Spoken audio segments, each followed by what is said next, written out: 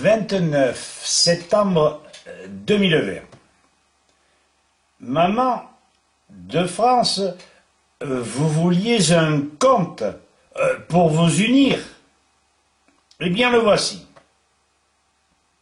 Mettez-vous dans la peau du conteur ou de l'auditeur. Allons-y gaiement. Justice. Vous avez dit justice. Mais il y a longtemps qu'il n'y a que parodie. Une imitation burlesque d'une institution autrefois sérieuse. Oui, vous avez affaire publique à un conte, bien sûr. Comment faire passer le vécu, le réel,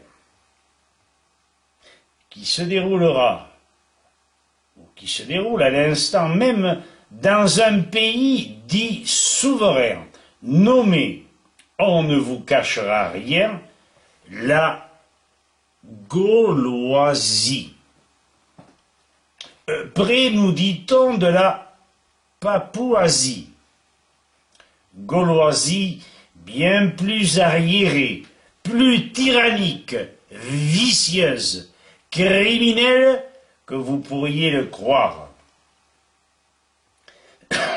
Contrée où se côtoient le rocambolesque, l'extravagant, le fantastique, l'inimaginable, voire l'inadmissible. Alors, racontons gaiement d'un thème badin. Vous allez vous nourrir à vomir de cette farce grotesque si près de notre vécu. Donc, sur ce terroir où nous aurions pu naître, suivez la plus invraisemblable des tragédies et vous en conclurez qu'elle est bien vraisemblable. Oui, maman de France. En cette sorte d'hexagone, le 5 décembre 2016, date fortuite, n'est-ce pas, le Premier ministre, par l'article 2 de ce dit décret, portait création, tenez-vous bien, de l'inspection générale de la justice, dépendante du pouvoir exécutif. Alors, contrôlant les juridictions, donc les tribunaux.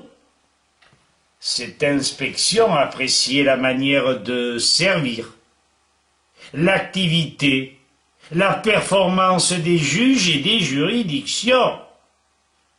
Autrement dit, les juges faisaient ce que le politique demandait. En définitive, les juges, censés indépendants, inamovibles, étaient la proie du politique. Cour d'appel, tribunaux de grande instance se voyaient soumis aux caprices de l'exécutif.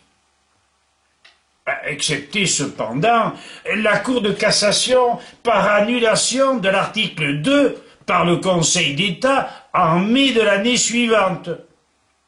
Il ne voulait pas perdre la face. Il voulait que nous évitions de voir qu'il y avait réunion des pouvoirs, les salopards.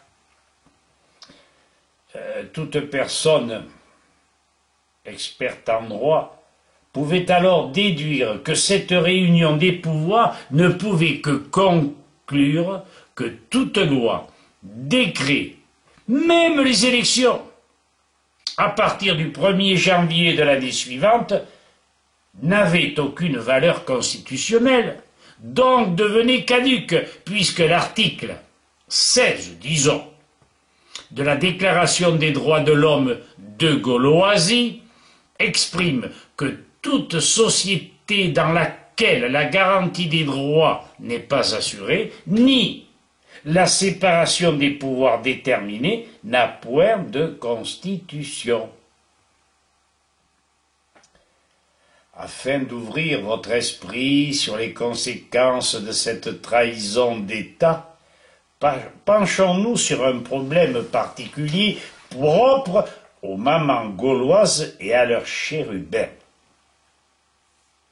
En janvier, disons 2018, des collaborateurs, traîtres à ce pays légendaire, appliquèrent une loi votée en décembre précédent qui rendait obligatoire 11 vaccins extrêmement dangereux. Il manquait sans doute le vaccin contre la bêtise.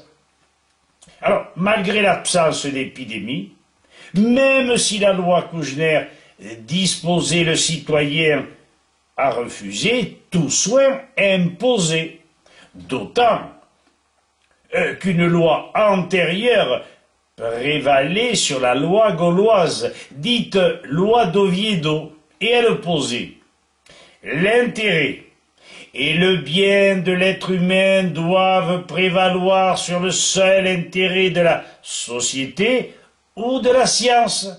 De toute façon, n'oubliez pas, il n'y avait pas d'épidémie, donc aucune raison de voter cette loi.